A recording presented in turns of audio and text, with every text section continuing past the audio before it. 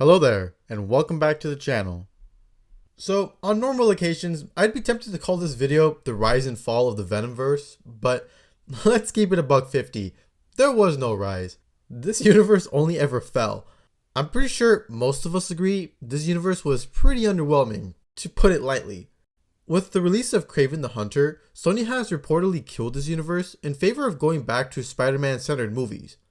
Gee, who would have thought that was a good idea?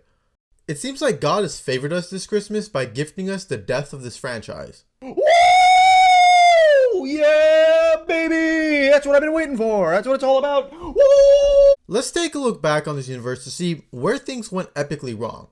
Here are the 4 reasons the Venomverse finally died. Spoilers if you really care at this point. So, the biggest and most obvious problem is most of these films are just not that good. Okay, being slightly fair here, I actually enjoyed the first Venom film. It 100% should have been rated R, but I like it for what it is. I don't really want to dive more deeply as to why I enjoy it because it's really just an average movie. It's an alright popcorn flick with some decent action, and it's better than Spider-Man 3's Venom. 7 out of 10, I guess. Not mid, but it's kind of whatever. Outside this movie though, everything else just reeks of corporate decisions. This is something people have been clamoring about for years. These films really just seem like part of a content mill so that Sony can keep the Spider-Man license. And as a result, these films end up being messy or boring. Or both, honestly. If the movies were actually well produced, no one would have a problem with this. People were in love with the first 3 phases of Marvel. But it's so obvious these Sony films have so little care put into them. Venom 2 is fine, I guess. The church fight is kind of cool, but I honestly couldn't tell you much about the general plot or the characters. I just remember an overall sense of apathy. 5 out of 10. And that's all the films I've seen in this universe. I pretty much have zero interest in seeing Venom: The Last Dance. I mean, I've watched some reviews and I just don't care for the Noel storyline they tried setting up. It's kind of funny how they tried setting him up to be the Thanos of this universe, and now the whole thing is dead. So the Venom movies were okay at best. And I don't think I even need to explain the problems with Morbius and Madam Web. What the hell happened here? Yeah, so I have not seen these movies, and I never will. I've seen plenty of reviews for them, and I think just hearing people explain the movies is more than enough brain rot for multiple lifetimes. They're not even so bad they're good. Look, I know Morbius earned like more $1 billion at the box office, but are the execs so out of touch that they seriously thought a re-release would work? Were they hoping people would ironically watch it? Regardless, seeing Morbius fail twice at the box office was amazing to see. But at least that movie gave us some quality memes to sit with. Madam Web, on the other hand, gave us nothing. There was nothing to laugh about, no inside jokes or anything, just a movie that instantly caused depression. That movie had Sydney Sweeney in it. Do you know how many white people that would bring? Like, how did you still miss? Like, ooh! It's kind of crazy how the trailers for these Venomverse movies don't make me even remotely interested in seeing these films. Guys, I'm recording this before Kraven even releases, and I already know I'm not going to watch this movie. Now, it seems Sony was banking on getting these projects out in order to build up to a Sinister Six movie. And that leads to my next point.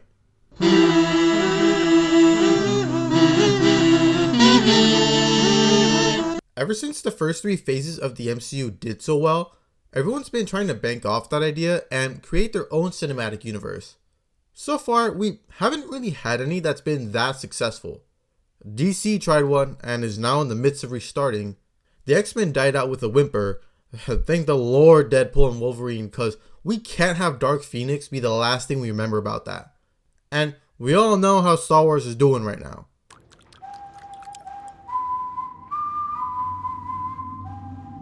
Kind of ironically, I think Sonic has set itself well to becoming a great cinematic universe if it wants to do stuff after Sonic 3. Because each project genuinely feels like it's trying to be good on its own while sprinkling the seeds for the next project. Yes, even Knuckles. That has more to do with streaming services handling TV shows in a dumb way. Okay. I'm getting way off topic here, but the point is that the Venomverse is just another victim of the cinematic universe plague. Each film just feels like a product solely built to market the next one. I mean, do we all remember that horrible after credit scene in Morbius? I'm not sure how I got here. Has to do with Spider-Man, I think. You don't want to be like this. This is disgusting. This is awful in every way. If I could kill it, I would. It's so blatantly obvious they were trying to rile up fans with this, but come on, this is just so bad. The problem with a lot of these cinematic universes is that the studios are relying too heavily on leaving breadcrumbs and baiting people instead of actually making a good story. No one will care about your future projects if your current ones suck. This is also the problem the MCU is facing. I haven't met a single person interested in Secret Wars or Young Avengers because, as Deadpool puts it, you're joining at a bit of a low point. This is especially true for the Venomverse. The first Venom movie started out okay, but since then, nothing has felt inspired. Okay, so was there an actual goal for the Venomverse then? Sony has been trying to make a Sinister Six movie since 2013, and it kinda seems like that's what they've been building up to, but if so, they've done it in the worst way possible. So currently, the theoretical lineup is Venom, Morbius, Vulture, Kraven the Hunter, and maybe one of the Madam Web characters. Okay, first off, this lineup is not great. Like, Morbius and Madam Web just don't seem that interesting to begin with. I admittedly don't know that much about Kraven, but the version they're about to release just seems really silly. I mean, he got his powers because some lion's blood just so happened to enter his bloodstream. I mean, really? I'm sure he's much better in the comics, but it's pretty bad that I'm turned off by my first introduction to the character. Outside of Venom, there are numerous other Spider-Man villains who are far better for this lineup. I mean, we practically already saw this in No Way Home. On top of that, with the ending of Venom 3, it kinda seems like they wanted the Sinister Six to go up against Null. Was this seriously what we were about to do here? Look, these villains are great, but I have zero desire to see them in a pseudo-heroic storyline. Generally, these characters are not that interesting when they're not fighting Spider-Man. Which is a good segue to my next point. You don't have people killed. I have people killed. I'm the bad guy. Remember? Okay, to be clear, I'm referring to villains with an established hero. For example, someone like the Reverse Flash or Ursula. Obviously, someone like Walter White could be considered a villain, but he's the main character of the Breaking Bad universe, so there was no issue writing his character. Anyways, the struggle with writing traditional villains as the main character is that they are generally uninteresting without the hero. Villains are created as a direct counter to the hero. Great villains aren't just cool physical threats. Thematically, they challenge our hero to overcome hardship. So, outside that context, it is really hard for a villain to emerge from the hero's shadow. And because of this, these movies that focus on the villains end up turning these characters into anti-heroes. I think for Venom this works out okay, but generally the reason why people want movies about the villains is so that they can see them be evil. We want to see them go crazy. We don't want to see them turn into edgy heroes. Let's take a look at the catalog of quote-unquote villain projects and see which ones were actually good. The Venom trilogy. Mid! Morbius. It's the biggest piece of dog shit. Kraven the Hunter. Catwoman. No! God, please, no! No! Black Adam. I mean, it's alright, like... Cruella. Not bad, not bad. Joker 2. Failure. Maleficent. I mean, it's alright, like... Loki. Now put that thing back where it came from, or so help me! The first Suicide Squad. That shit is a 2-pack of ass. The Book of Boba Fett.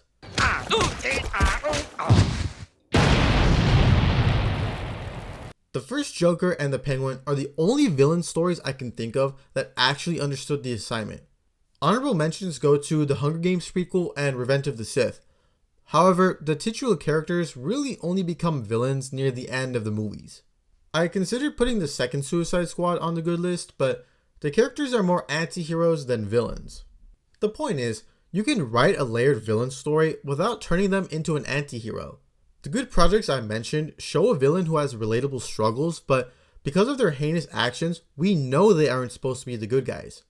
Speaking of, more villain projects really need to do what the Darth Plagueis book and the Darth Bane trilogy did. Those are legitimately some of the best books I've read, and those characters do not have a shred of sympathy in them. Damn! That shit good! There are plenty of examples where you have evil characters as a protagonist, but the story is still good. It's not impossible to write a good solo villain story. Writers just tend to go the lazy route, and this basically goes for all these Venomverse movies. As novel as the first Venom was, to me personally, I don't care that much about his personal adventures. I want to see him fight Spider-Man. And I have zero interest in seeing Morbius or Kraven. Again, these quote-unquote villain stories usually just turn these characters into misunderstood people who generally fit the anti-hero trope instead of being actual villains. The stuff I'll mention here has been talked about to death, so I'll keep it brief. In the past few years, we've had a lot of pretty bad movies.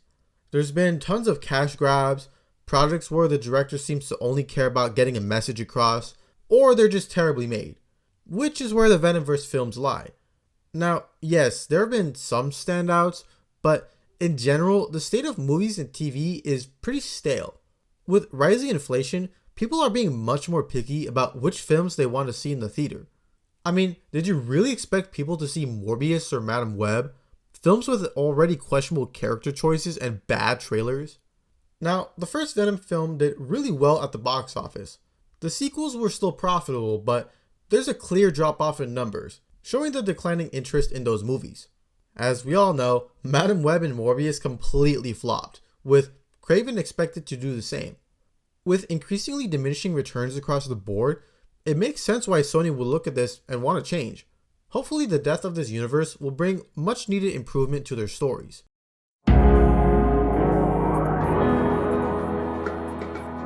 As I mentioned earlier, Sony is reportedly dropping this universe to focus on more Spider-Man centric stories. In the small chance Kraven does super well, they'll revive this universe. I mean, we've got a lot of crazy news this year, so as shocking as that would be, nothing surprises me anymore. Assuming Kraven is a flop, this shift to focusing on Spider-Man centered stories could mean several things. 1. Sony locks in and decides to make good content. Their animation department seems to know what's up because the Spider-Verse movies are goated. Hopefully Sony's live action studio can learn from the mistakes of the Venomverse. But a more pessimistic future says they'll be putting out more of the same, just with Spider-Man as the main character. Maybe it'll be easier to write those movies, but just because you get some basic concepts right doesn't mean your story is going to be good. Do we really want a high budget version of Spider-Man Lotus? As we've also heard recently, they apparently want Spider-Man 4 in the MCU to be another multiverse project. Can we just be done? Ooh, we're just getting started. No, with the whole multiverse thing. It's not great. It's just been miss after miss after miss. What I really want to see is Spider-Man and Daredevil teaming up to take down Wilson Fisk. Bro, you know that movie would cook. I feel like Fisk as the threat would perfectly represent Peter's life after No Way Home. And if Daredevil is there, I will be there day one, you know it. I guess this all depends on what happens in Daredevil Born Again, but I seriously think a Spider-Man and Daredevil team up would go hard. That's being optimistic though. Look, we're at a weird point in time where a lot of big properties are on very shaky ground. Hopefully these studios are shifting their mindset and are on their way to producing consistently great projects. But only time will tell. Thanks for watching, and may the Force be with you.